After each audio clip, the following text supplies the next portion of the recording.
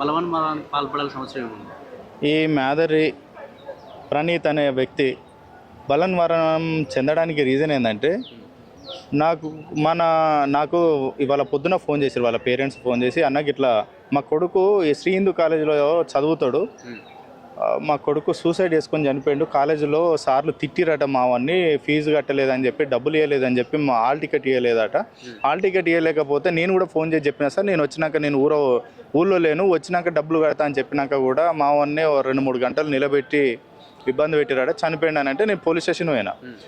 ఐతనార్ police station పోతే కనీసం ఏమైందంటే, ఐతనార్ పోలీస్ స్టేషన్లో ఉన్న పోలీసులు మనోళ్ళతో అంటారంట, ఇది ఆర్థిక పరంగా అప్పులైనాయి, లేకపోతే బెట్టింగ్ల ద్వారా అప్పులైనాయి అని చెప్పి చేసుకొని సూసైడ్ చేసుకున్నాడు అని చెప్పు, ఫ్యామిలీ తోటి ఇబ్బందులై సూసైడ్ చేసిన అని చెప్పి రాయమని చెప్పి మనోళ్ళని ఇబ్బంది పెడుతున్నాను పోయేసరికి.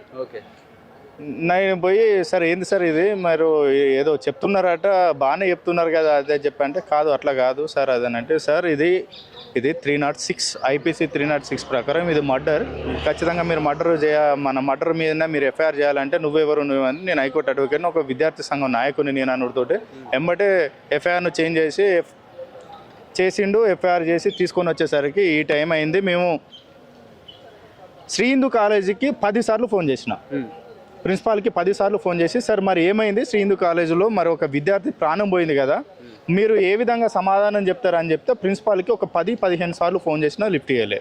శ్రీ హిందూ కాలేజీలో ఉన్న మిగతా ఫోన్ నెంబర్స్కి ఒక 10-20 సార్లు ఫోన్ చేసినా కూడా ఎవరు రెస్పాండ్ కాకపోతే నేను హైయర్ ఎడ్యుకేషన్ చైర్మన్ గారికి కూడా ఫోన్ చేసి, సార్ ఇది సో అండ్ సో ఇలా జరిగిందంటే నేను కూడా మాట్లాడతా అని చెప్పిండు. ఇది జేఎన్టీ అఫిలియేటెడ్ కాబట్టి జేఎన్టీ రిజిస్టర్ గారికి ఫోన్ చేసినా కూడా జేఎన్టీ రిజిస్టర్ గారు స్వయంగా శ్రీ హిందూ కాలేజ్ వాళ్ళకి ఫోన్ చేసినా కూడా రెస్పాండ్ కాని పరిస్థితి. అంటే తెలంగాణ రాష్ట్రంలో ఉన్న ఈ కార్పొరేట్ ప్రైవేట్ ఇంజనీరింగ్ విద్యా సంస్థలు ఏ విధంగా విద్యార్థులను పీడిస్తున్నాయి అంటే ఫీజుల గురించి గవర్నమెంట్ ఫీజు రియంబర్స్మెంట్ను విడుదల చేయకపోవడం వల్ల ఈ విద్యార్థుల దగ్గర నుంచే ఫీజును వసూలు చేయాలనే దురుద్దేశంతో ఈరోజు ఈ ప్రైవేట్ కాలేజీలన్నీ విద్యార్థులను తీవ్రంగా వేధిస్తున్నాయి. ఫీజుల గురించి మనోవేదనకు గురి చేస్తూ, అలాగే ఎస్సీ ఎస్టీ బీసీలలో ఉన్న విద్యార్థులను అయితే పేరు వెనక తోకలు చూసేమో ఒక రకంగా ట్రీట్మెంట్ ఉంటుంది, పేరు వెనక ఎటువంటి తోకలు లేని వాళ్ళని చూస్తేనేమో ఒక రకంగా ట్రీట్మెంట్ ఉంటుంది కాలేజీలలో. మనోని కమ్యూనిటీ మాలా అని తెలిసిన తర్వాత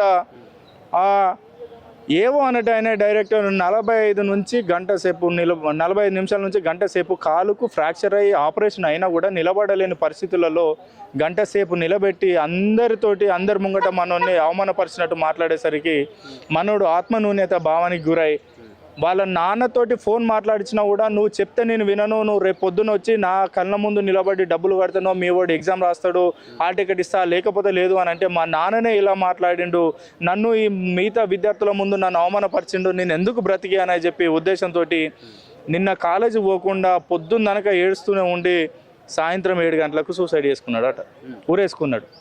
అంటే ఇది ఎవరి హత్య? ఇది ఖచ్చితంగా ఇన్స్టిట్యూషనల్ మర్డర్. ఇది ఇన్స్టిట్యూషనల్ మర్డరే. శ్రీ హిందూ కాలేజ్ ఇది ఆత్మహత్య కాదు, శ్రీ హిందూ కాలేజ్ ఈ మేదరి ప్రణీత్ని హత్య చేసింది. ఈ హత్యలో ఇంకొకరు ఎవరున్నారంటే తెలంగాణ రాష్ట్ర ప్రభుత్వం. ఎందుకంటే ఫీజు రియంబర్స్మెంట్లను సకాలంలో రిలీజ్ చేయకపోవడం వల్ల ఇలాంటి సంఘటనలు జరుగుతూ ఉన్నాయి. అంటే ఏ విద్యా సంస్థ అయినా విద్యార్థులకు విద్య చెప్పాలి, ఫీజు సెకండరీ ఉండాలి, ప్రైమరీ ఏమో ఎడ్యుకేషన్ ఉండాలి, సెకండరీ ఫీజులు వసూలు ఉండాలి. కానీ ఇప్పుడున్న ప్రైవేట్ విద్యా వ్యవస్థలు, ప్రైవేట్ ఇంజనీరింగ్ వ్యవస్థలు విద్యార్థులను ఏటీఎం సెంటర్లుగా మార్చుకునే, లక్షల కొద్దీ ఫీజులు ఇష్టం వచ్చినట్టు వసూలు చేసుకుంటూ అధిక ఫీజులను కూడా వసూలు చేస్తూ ఇప్పుడు 2000 కట్టాల్సిన ఫీజు దగ్గర వాళ్ళే టెక్నికల్ ఇష్యూలను సృష్టించి 5,100 రూపాయల ఫైన్ తోటి కొన్ని వందల విద్యార్థుల దగ్గర నుంచి అత్యధిక ఫీజులు వసూలు చేశారు. అంటే కాలేజీ యాజమాన్యం విద్యార్థులను బడుగు బలహీన వర్గాలకు చెందిన, మధ్యతరగతి వర్గాలకు చెందిన విద్యార్థుల ఫ్యామిలీల పరిస్థితి ఆర్థికంగా ఎంత ఘోరంగా ఉంటుందో మనందరికీ తెలుసు. మనందరం ఆ పరిస్థితి నుంచి వచ్చిన వాళ్ళమే. కానీ వాళ్ళను కూడా ఆర్థికంగా దెబ్బతీయడానికి, మానసికంగా క్షోభను గురి చేయడానికి ఈ విధంగా వసూల దందాకు ఈ ప్రైవేట్ ఇంజనీరింగ్ విద్యా వ్యవస్థ తయారైంది. దీనిపైన ఖచ్చితంగా ఈ రాష్ట్ర ప్రభుత్వం ఒక కమిటీ వేసి ఫీజు నియంత్రణ కమిటీ ఒకటి వేయాల్సిన బాధ్యత అందరిపైన ఉన్నది, రాష్ట్ర ప్రభుత్వంపై ఉన్నది. అలాగే శ్రీ హిందూ కాలేజ్ యాజమాన్యాన్ని మేమేం డిమాండ్ చేస్తూ ఉన్నామంటే, ఎలాగో వాళ్ళ తల్లిదండ్రులకు వాళ్ళ కొడుకును నిండు కొడుకు ప్రాణాలు పోయిన కొడుకును మీరు తిరిగి ఇవ్వలేరు. ఏ విధంగా నువ్వు న్యాయం చేయగలుగుతావు? ఇప్పుడు మీ ఇక్కడున్న విద్యార్థులు అందరం కలిసి నీకు ఎంత ఫీజు ఉంటుంది? 10 లక్షలు కడతాం, మరి ఆ ప్రణీత్ను తీసుకురాగలుగుతారా అని చెప్పి నేను అడుగుతా ఉన్నా. మేము మళ్ళీ ఒకటి ఈ శ్రీ హిందూ కాలేజీని డిమాండ్ చేసేది ఏంటంటే, ₹1 నష్టపరిహారాన్ని తక్షణమే ఈ మాదరి ప్రణీత్ కుటుంబానికి మీరు రిలీజ్ చేయాలి, ప్రకటించాలి. ఈరోజే అది కూడా సెటిల్ చేయాలి, ఆదుకోవాలి. ₹1 ఎక్స్గ్రేషియా మీరు ప్రకటించాలని చెప్పి మేము డిమాండ్ చేస్తా ఉన్నాం. అలాగే రాష్ట్ర ప్రభుత్వాన్ని కూడా మేము డిమాండ్ చేసేది ఏంటంటే, ఇది ఇన్స్టిట్యూషనల్ మర్డర్ కాబట్టి, కావాలని చేసిన మర్డర్ కాబట్టి రాష్ట్ర ప్రభుత్వం నుంచి కూడా మనకి తగు న్యాయం, మన మాదర్ ప్రణీత్ వాళ్ళ ఫ్యామిలీకి తగు న్యాయం చేయాల్సిన బాధ్యత మీ అందరిపైన ఉన్నది.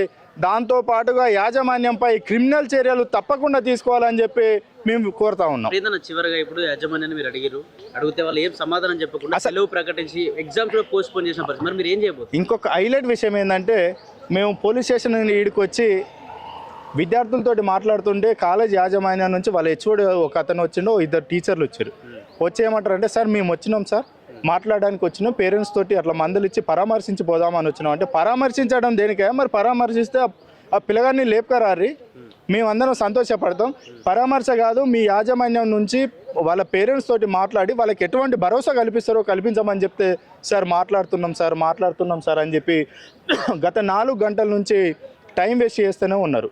ఆ 4 గంటల నుంచి మేము టైం వేస్ట్ చేస్తూ ఉంటే, మేము మాట్లాడుతూ ఉంటే అంటారు కదా, రేపటి నుంచి సెమిస్టర్ ఎగ్జామ్స్ ఉన్నాయి సార్, కాలేజ్ దాకా తీసుకురాకండి, ఇబ్బంది అవుతుంది. అంటే మీరు కనుక మీ కాలేజ్ యాజమాన్యం కనుక ఇప్పుడు మాట్లాడకపోతే, ఈ రోజు నుంచే రేపు మొత్తం మీ కాలేజ్ దగ్గరనే ఈ శవాన్ని తీసుకొచ్చి ఖననం చేస్తాం, కాలేజ్ ముందు ధర్నా చేస్తామని అంటే, దెబ్బకి ఉట్టిన ఇప్పటిదిప్పుడే రేపున్న సెమిస్టర్ ఎగ్జామ్స్ని పోస్ట్పోన్ చేసుకొని రేపు కాలేజీకి సెలవు ప్రకటించిన వైనం ఉన్నది.